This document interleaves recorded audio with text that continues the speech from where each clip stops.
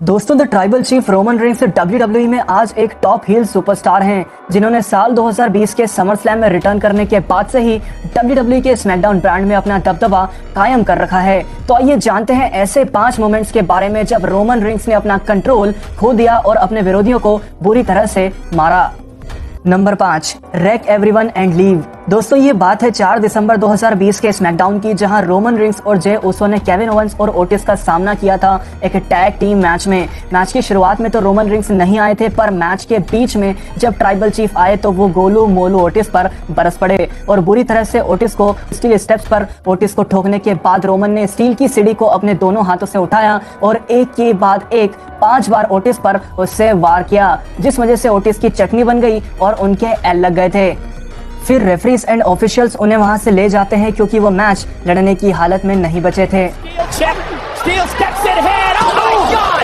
इसके बाद में अकेले बचे केविन ओवेंस ने एक बहुत बड़ी गलती कर दी। उन्होंने ट्राइबल चीफ रोमन रिंग्स पर हमला किया, फिर जे उसो को स्टनर मारकर जैसे ही कवर किया वैसे ही गुस्से में आग बबूला हुए रोमन रिंग्स रिंग में आते हैं और केविन ओवेंस को गियोटिन लॉक दे देते हैं। यहाँ डिस्क्वालिफिकेशन से भले ही केविन ओवेंस की टीम जीत गई थी, पर ओटिस की तरह ही केविन ओवेंस को भी दर्द झेलना बाकी था। फिर जे उसो से रिंग में स्टील चेयर मंगवाकर ट्राइबल चीफ ने स्टील चेयर से केविन ओवेंस पर अपना कहर बरसाना शुरू कर दिया और एक बाजे की तरह ओवेंस को दे दनादन बजाया जाता है। फिर जैसे ही जे उसो ने ओवेंस के ऊपर स्टील चेयर रखकर उन्हें स्प्लैश मारा, वैसे ही रोमन रिंग्स ने स्टील की चेयर के साथ जे पर भी हमला कर दिया और रोमन उन पर बुरी तरह से बरस पड़े।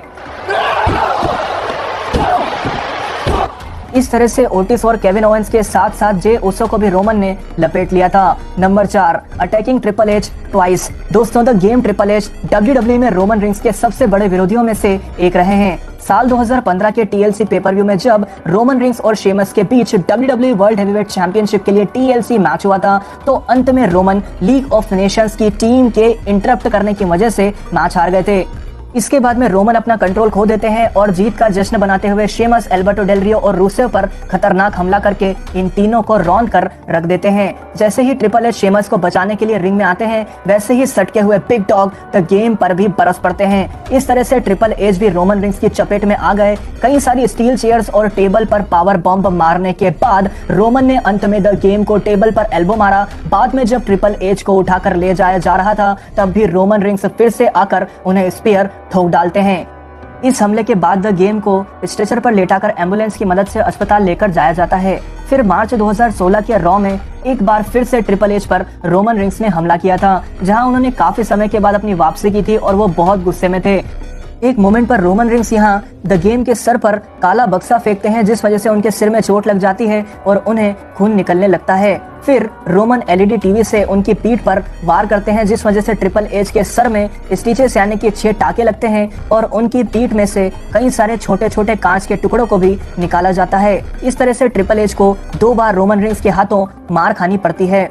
Number 3, attacking the boss plus WWE championship. दोस्तों रोमन रिंग्स ने एक नहीं बल्कि कई बार विंस मैकमैन पर हमला किया। जब 14 दिसंबर 2015 को शेमस के खिलाफ हुए मैच में रोमन रिंग्स ने WWE वर्ल्ड चैंपियनशिप जीती थी, तो वहां भी उन्होंने मैच के दौरान विंस मैकमैन को सुपरमैन पंच का स्वाद चखाया था। फिर 4 जनवरी 2016 को हुए रीमैच में जब विंस मैकमैन रेफरी बने और काउंट करने में नाटक कर रहे थे, कभी आंख में डालने के लिए आई ड्रॉप मांग रहे थे तो कभी नाक की सेबड़ी साफ करने के लिए रुमाल, क्योंकि वो नहीं चाहते थे कि रोमन WWE चैंपियनशिप को रिटेन करें। फिर क्या था, बिग डॉग की सटक गई और रोमन ने विंस को सरप्राइज करते हुए धड़ाम से उन्हें सुपरमैन पंच का स्वाद चखाया। अंत में विंस मैकमैन के खरीदे हुए रेफरी को सुपरमैन पंच दिया और फिर शेमस को स्पीयर देकर पिनफॉल के जरिए मैच जीता। इस तरह से रोमन रिंग्स ने यहाँ अपनी WWE चैंपियनशिप को रिटेन किया था।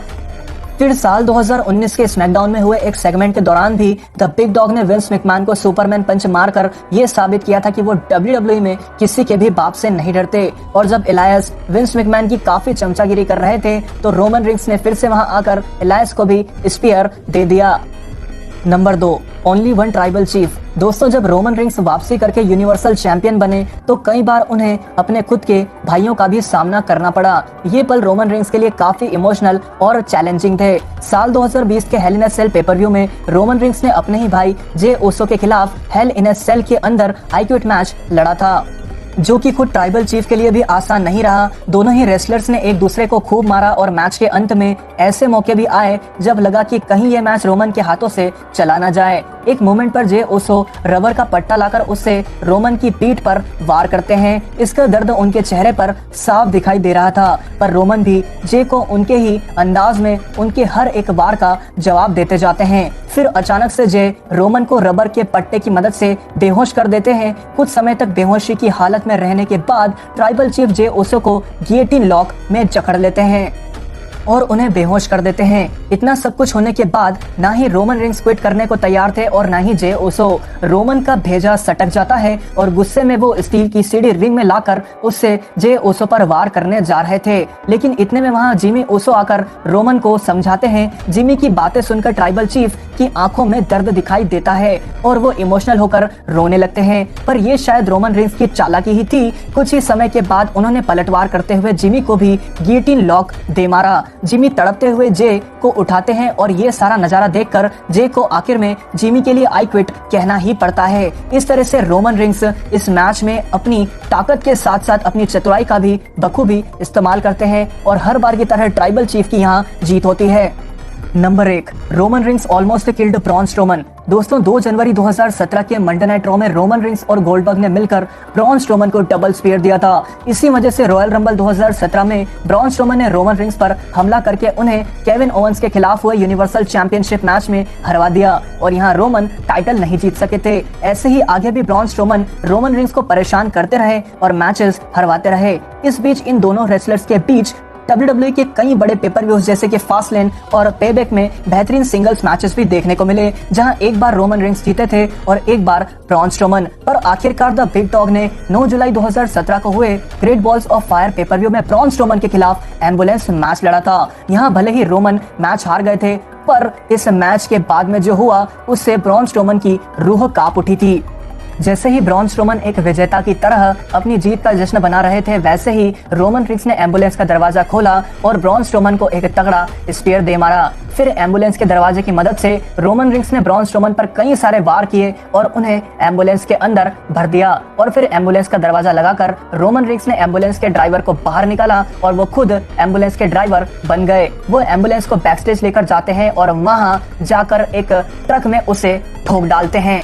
फिर बड़ी मुश्किल से रोमन रिंग्स बाहर निकलकर आते हैं और एम्बुलेंस का दरवाजा तोड़कर ब्रॉन स्ट्रोमन को भी बाहर निकाला जाता है, जहां उनकी हालत बहुत खराब हो चुकी थी। उनके सीधे हाथ की कोहनी और चेहरे पर खून साफ दिखाई दे रहा था। इस तरह से रोमन रिंग्स ने यहाँ ब्रॉन स्ट्रोमन की वाट लगाकर रख दी थी और उन्हें बहुत बुरी तरीके से मारकर उनसे अपना बदला पूरा किया था। तो दोस्तों इन 5 पलों में से आपको सबसे ज्यादा खतरनाक पल कौन सा लगा, मुझे कमेंट करके जरूर बताइएगा। आज की वीडियो में था इतना ही। अगर वीडियो पसंद आया हो तो इसे लाइक, कमेंट और शेयर करें। चैनल को सब्सक्राइब करके बेल आइकन को जरूर प्रेस करें। बिलीव